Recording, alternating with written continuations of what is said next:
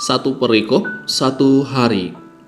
Yakobus pasal 1 ayat 1 sampai ayat yang ke-11. Salam. Salam dari Yakobus, hamba Allah dan Tuhan Yesus Kristus kepada ke-12 suku di perantauan. Iman dan hikmat. Saudara-saudaraku, anggaplah sebagai suatu kebahagiaan apabila kamu jatuh ke dalam berbagai-bagai pencobaan, sebab kamu tahu bahwa ujian terhadap imanmu itu menghasilkan ketekunan. Dan biarkanlah ketekunan itu memperoleh buah yang matang, supaya kamu menjadi sempurna dan utuh dan tak kekurangan suatu apapun.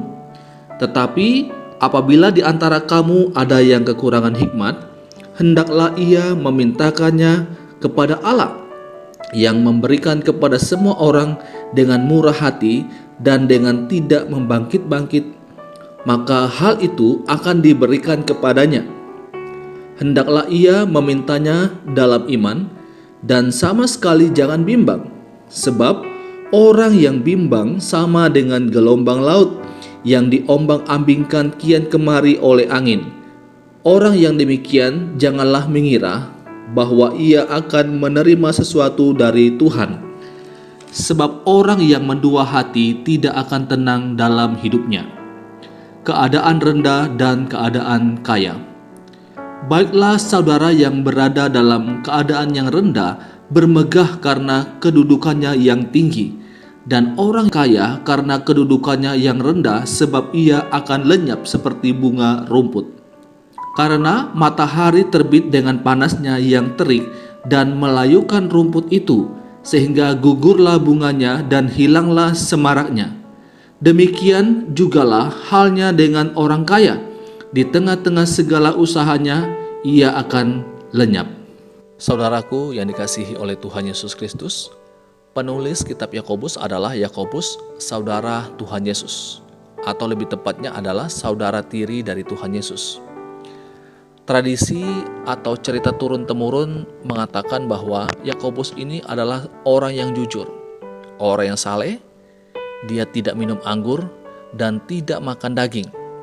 Ia seorang yang rajin berdoa, sehingga dikatakan bahwa lututnya menjadi tebal karena banyaknya ia berlutut ketika ia berdoa. Selain itu, ia juga adalah seorang yang rendah hati. Dari mana kita tahu bahwa Yakobus adalah orang yang rendah hati? Kita bisa memperhatikan dalam ayat yang pertama, ketika Yakobus memperkenalkan siapa dirinya. Ia tidak mengagung-agungkan statusnya sebagai saudara dari Tuhan Yesus.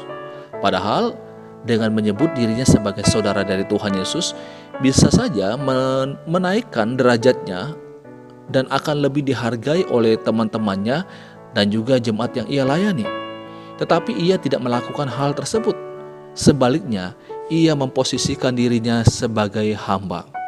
Selain itu, ia juga tidak menyebut dirinya sebagai pemimpin atau orang yang penting di dalam gereja pada masa itu.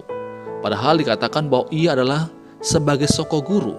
Soko guru adalah artinya tiang penyangga atau pilar utama.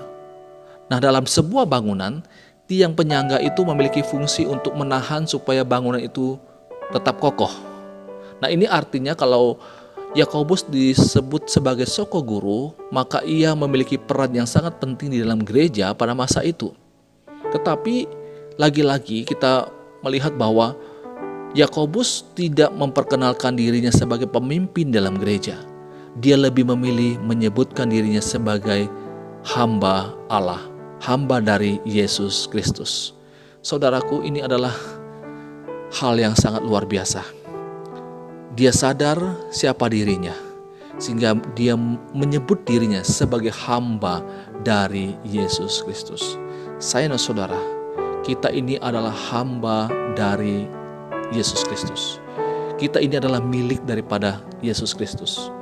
Mari kita menyadari siapa kita, menyadari posisi kita. Biarlah kita selalu merendahkan diri kita, merendahkan hidup kita. Karena kalau bukan Tuhan, saya dan saudara tidak ada apa-apanya. Dengan sadar siapa diri kita, maka kita akan selalu rendah hati.